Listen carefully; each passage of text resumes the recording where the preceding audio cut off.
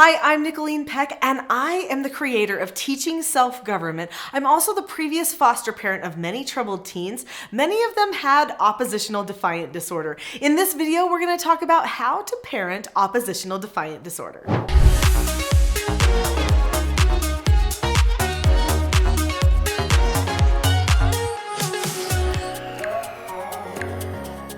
In this video, I'm going to share with you some of my experience working with teens with oppositional defiant disorder, as well as share with you 3 things that you can do to help the person in your life that has oppositional defiant disorder too. Oppositional defiant disorder is different than just defiance. So I was a kind of defiant child. I was always trying to circumvent the system. I would talk back to my parents. I wouldn't always do what I was asked to do. That's just plain old defiance. But when a person has oppositional defiant disorder, they are defiant to everyone. They don't just pick one person in particular. So a person who truly has oppositional defiant disorder will be oppositional to parents, grandparents, neighbors, teachers, everyone, not just one person. But even if you are dealing with a child who is just oppositional to one person and may not have full-blown oppositional defiant disorder, the tips that I'm going to be sharing in this video will help. Years ago, I did foster care for troubled teens. They were all between the ages of 12 and 18 years old. I've also raised 4 children of my own. All of the children that I've raised in my home, whether they were foster children or my own biological children, were all strong-willed. But many of the foster children that came to my home had oppositional defiant disorder, which meant that it didn't matter who was giving them an instruction or telling them they needed to do something or not to do something, they would push against that person. In this video, we are not going to be getting into why a person has oppositional defiant disorder. That will be a video for another day. But what I would like to share are key things that you can do in order to help your child who has oppositional defiant disorder or just plain old defiance decide to follow instructions, accept no answers, accept consequences, and disagree appropriately. The first thing that a child needs to know, whether they have oppositional defiant disorder or not, is they need to know who the leader is, who the teacher is, and they need to know that they're the learner. In short, they need to know their role in the family or in that particular relationship. Maybe it's parent and child. If the parent does not maintain good parental authority, then the child will push even harder. In fact, it's vital that the parent maintains proper parental authority. But don't misunderstand me. This does not mean being aggressive or mean. Your child with oppositional defiant disorder is used to pushing back anytime there's a power struggle. So a wise parent maintains parental authority without ever having to power struggle. Now, I know that seems like it might not be possible, but I promise you it is. In fact, that is what my whole program that's called Teaching Self-Government is all about. The Teaching Self-Government Parenting course provides skills and principles that parents and children can use in order to combat any processing problem, or even if they're just regular children. The principles are usually the same, but the key thing is there is no power struggling.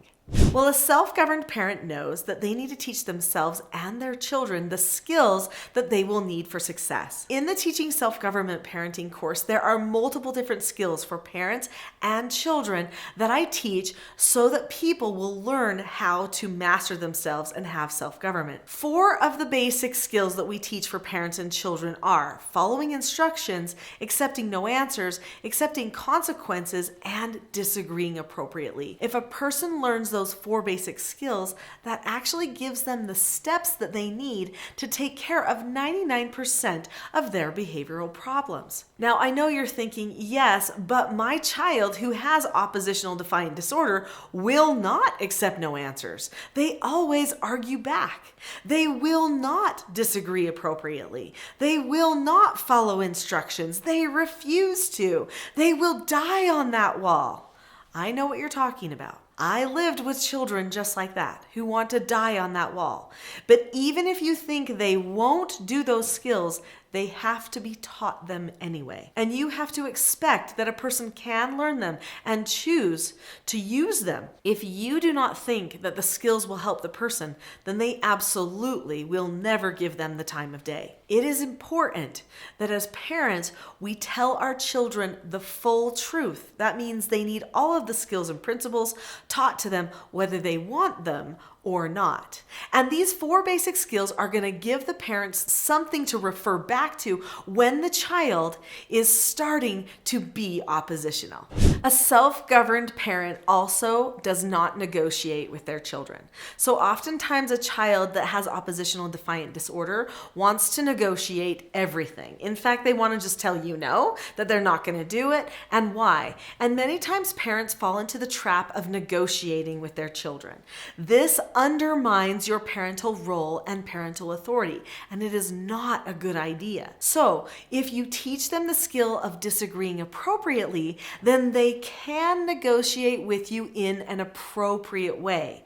They can seek to understand you and to be understood by using that vital skill. The 7 steps in the disagree appropriately skill help them to maintain their calmness while being understood at the same time. And the last 2 steps in the skill are to accept what the parent says, so say okay to it, and then drop the subject, which means not to think about it anymore. Oppositional defiant children oftentimes have a hard time dropping the subject. They ruminate again and again and again on the negativity of the situation, or on what they need to control, or on who isn't understanding them, or who doesn't care. They create a lot of drama in their mind, which is why they push so hard. Literally, in their minds, they feel like they're in a battle zone. When I recognized that working with these children who had actual oppositional defiant disorder, I felt a lot of compassion for what they were going through,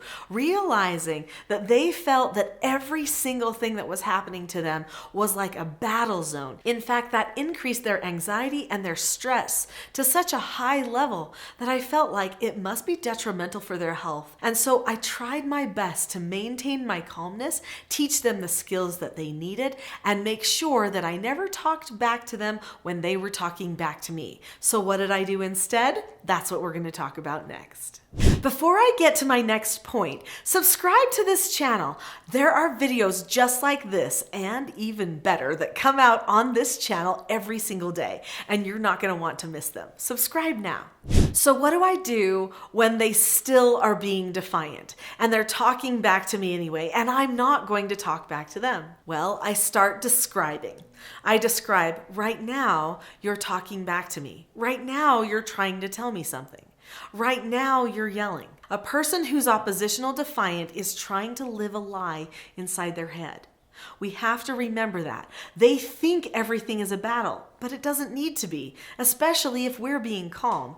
And hopefully you do have your calmness under control. If not, there's a link in the description below this to the Calm Parenting Toolkit, and it's completely free. So click on that link and get more help with your calmness. So if you're being calm, then it really isn't a battle zone. Everything is happening inside. They are lying to themselves that you don't care, that you don't understand, that everybody's out to get them. So we have to help them recognize the truth. And one of the best ways to do that is to appeal to the logical capabilities of the prefrontal cortex. And the best way to start out doing that is by describing, just explaining the truth. Not a lot of feelings, just the truth, the factual things that you can see.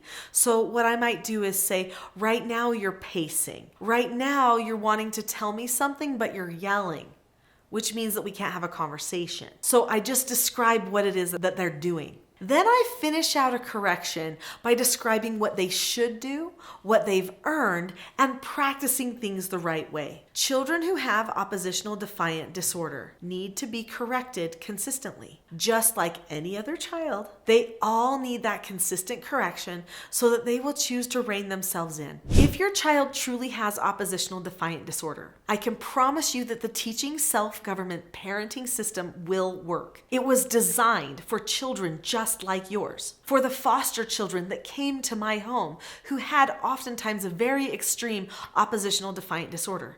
bipolar disorder, even sometimes personality disorder. It was designed for people who have a very hard time changing their behavioral patterns and their processing habits. So it will work. But I want to tell you something. When your child truly has oppositional defiant disorder, they will push harder anytime you decide to do something that might help them. They try to maintain that false dialogue that's going on inside their head. It's a habit. Don't take it personally.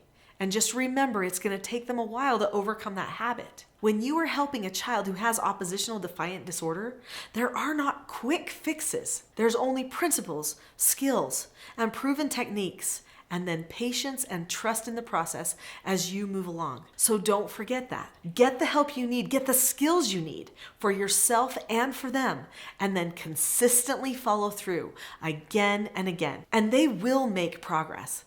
Even if it seems like it's small progress at first, don't forget, they have to reroute their brain entirely to overcome those oppositional defiant tendencies.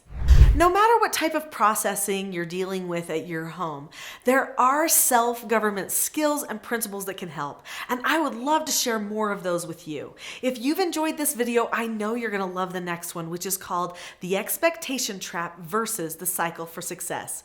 Did you know sometimes we sabotage ourselves and our children do too? Well, I've got some answers for you for how you can solve that self-sabotage and create happier days for you and your children. Click on the link now, and I'll see you there.